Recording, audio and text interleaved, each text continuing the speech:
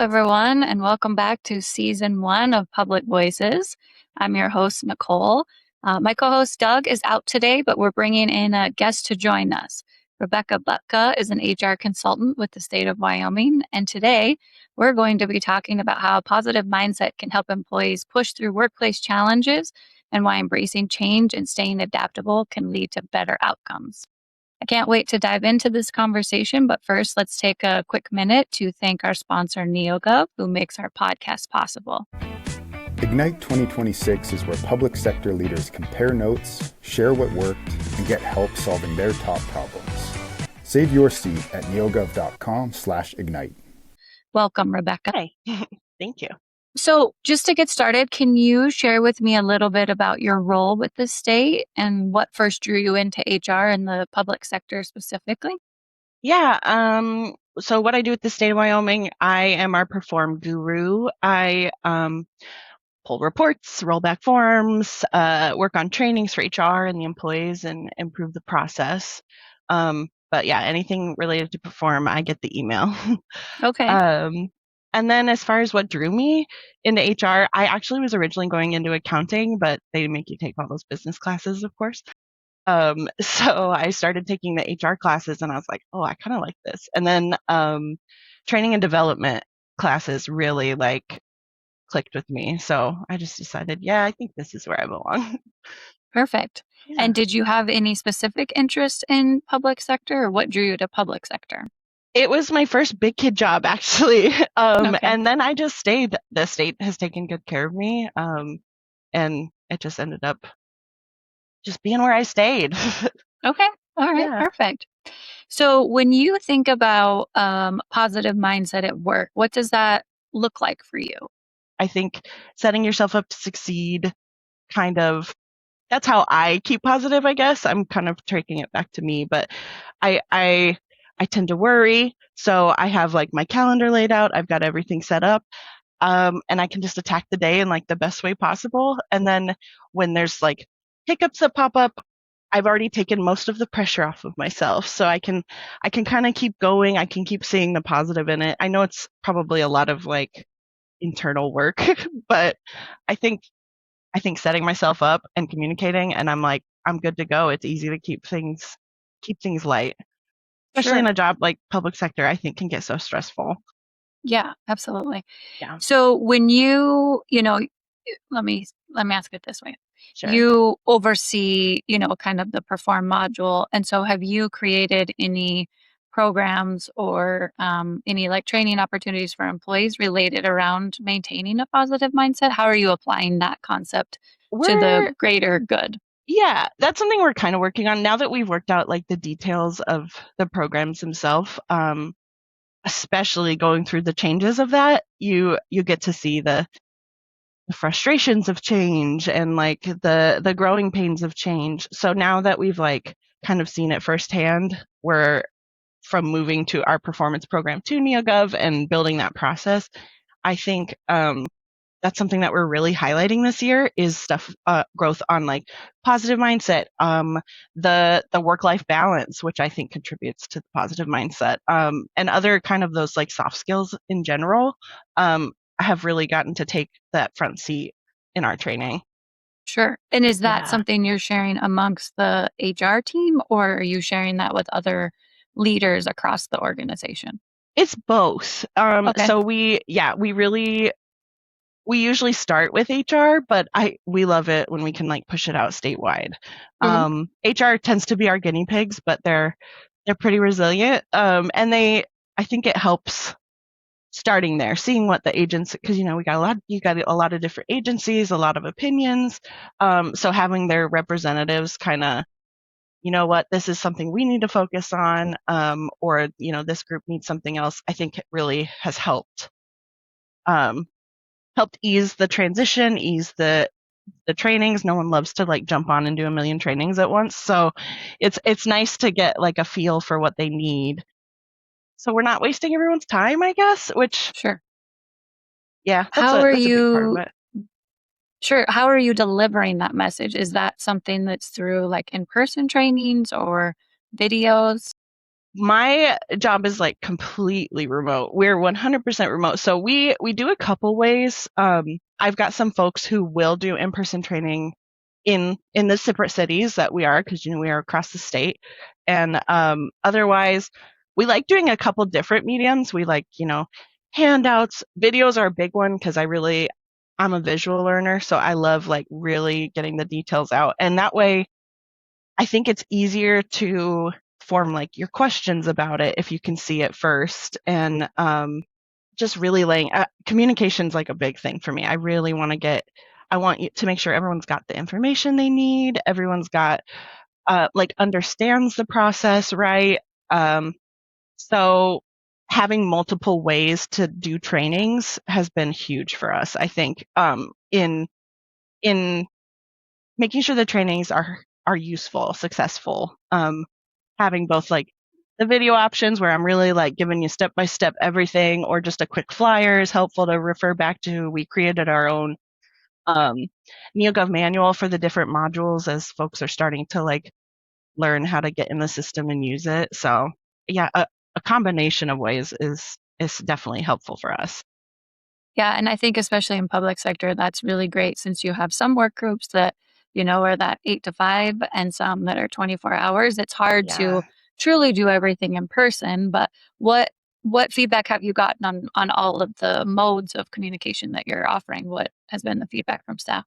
I think in general, it's been pretty positive. I think some people probably get annoyed. You get a bunch of emails, but in general, it's been really, really positive. Everyone learns differently, and I think everyone's kind of appreciated the different approaches to information.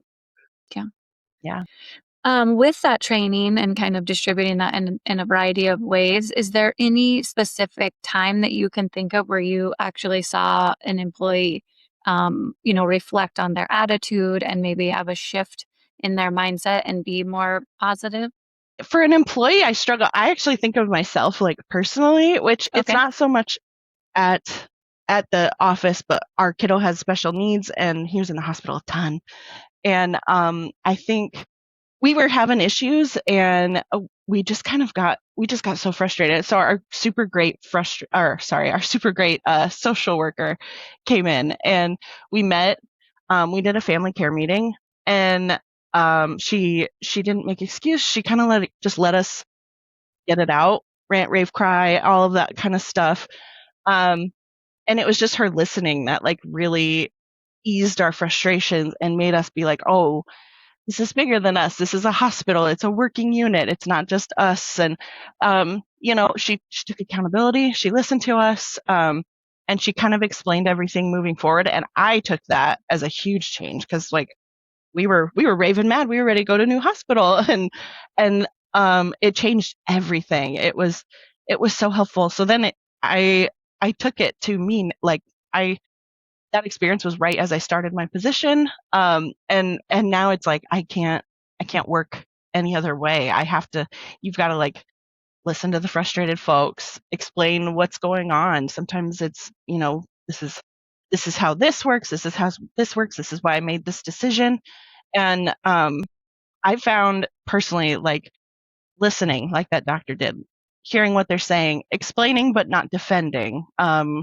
And just promising to do better, holding yourself accountable, all of that kind of stuff. It leads to like a relief, I feel like, in the other person. And I've only had positive experiences from that.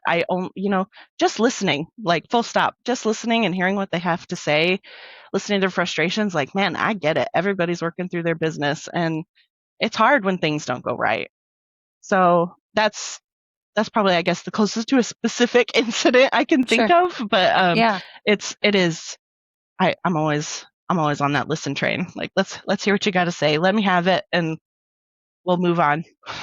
Yeah, no, I think that's good. And, I was actually thinking when pondering this topic, having employees or asking employees to have a positive mindset is one thing. But when we're talking about change and kind of the totality of the workplace, as well as what's going on with that employee at home, it's really Yeah. hard to just tell people, just be positive. And I think that there has to be a way that either peers or leaders create a space where people feel like their frustrations or their fears can be heard and acknowledged and then potentially addressed. And Mhm. I think it can be, like there's that phrase toxic positivity, right? Where Yeah. we're like, Yeah. just be positive. But people Mhm. are like, well, but I don't trust my leader and I have an Yeah. overwhelming workload and I have stuff going on at home. And so I think we have to make space for all of those things to then, talk to them about the power of positivity and how we can, shift our mindset, and that will eventually kind of shift how we react or shift our behaviors. But it's Yeah. more complex than just be positive, right? Yes, It's yes. And I so big picture.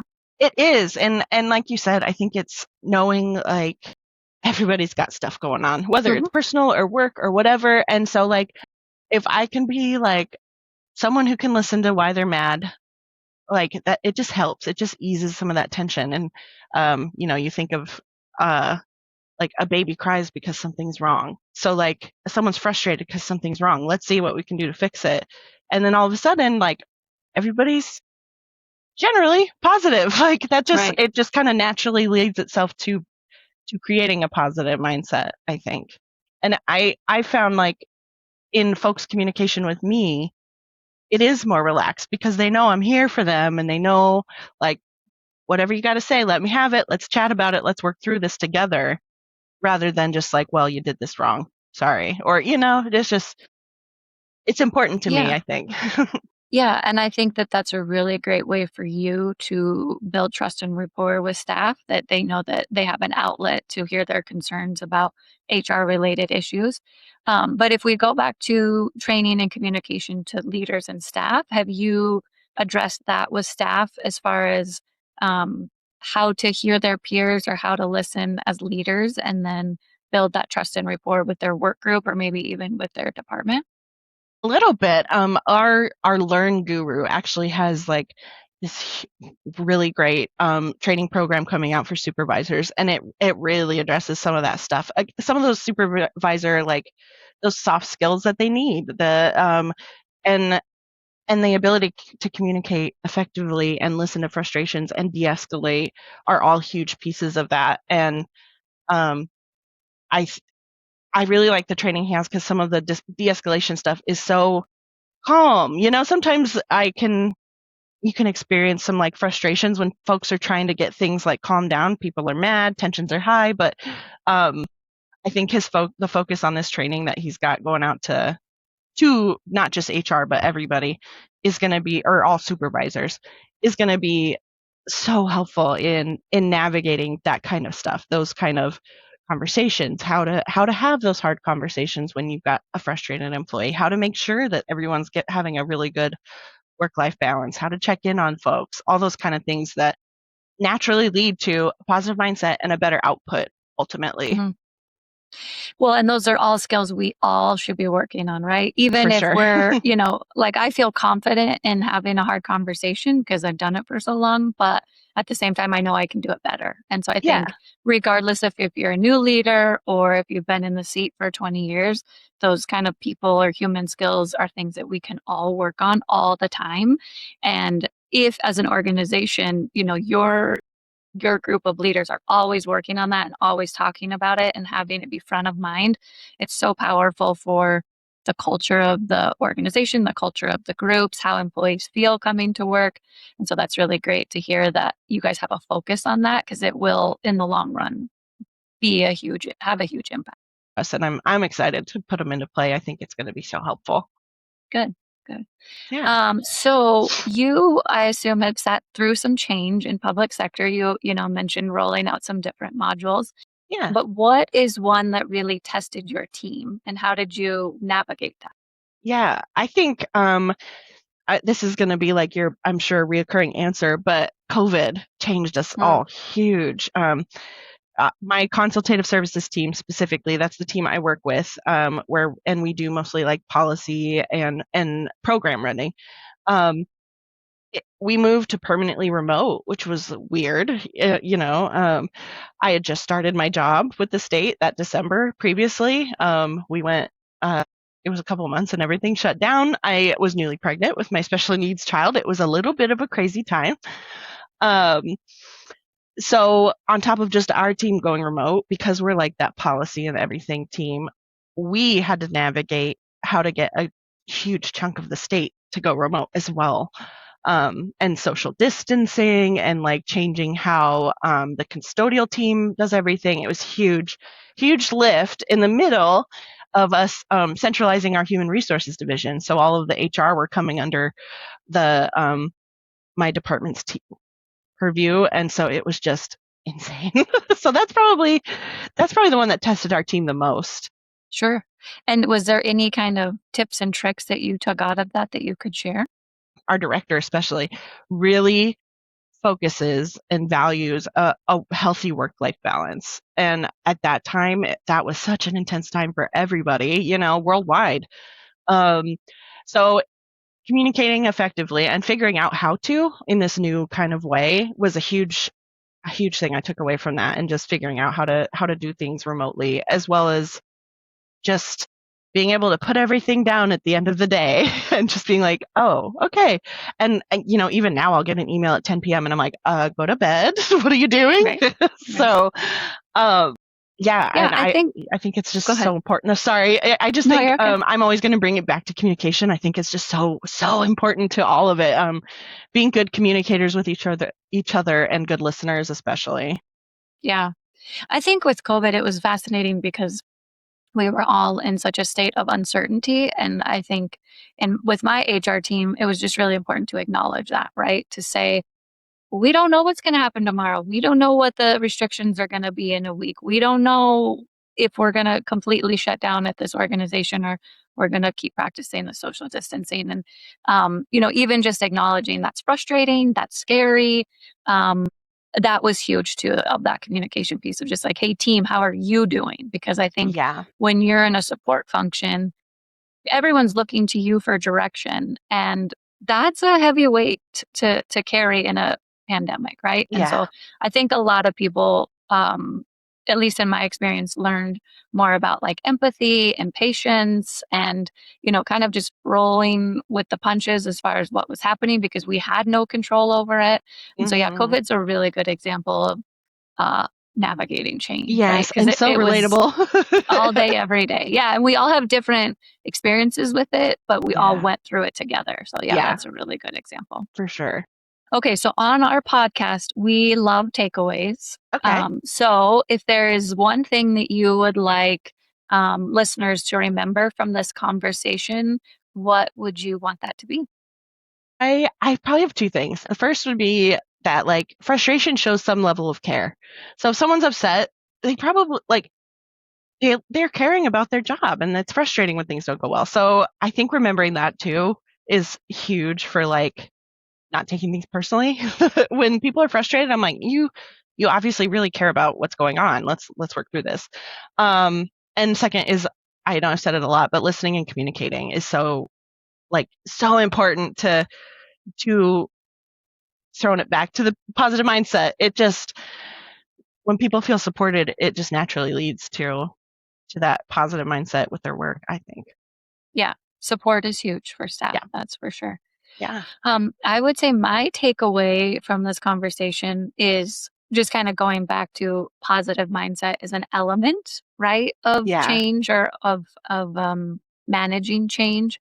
And we really need to look at the big picture of what's going on with the individual, what's going on with the work group, what's going on with the leaders, and then address it holistically versus just that simplicity of saying, well, you should just be positive, right? Yeah, I think so. And I think all the things to do to encourage a positive mindset are so easy.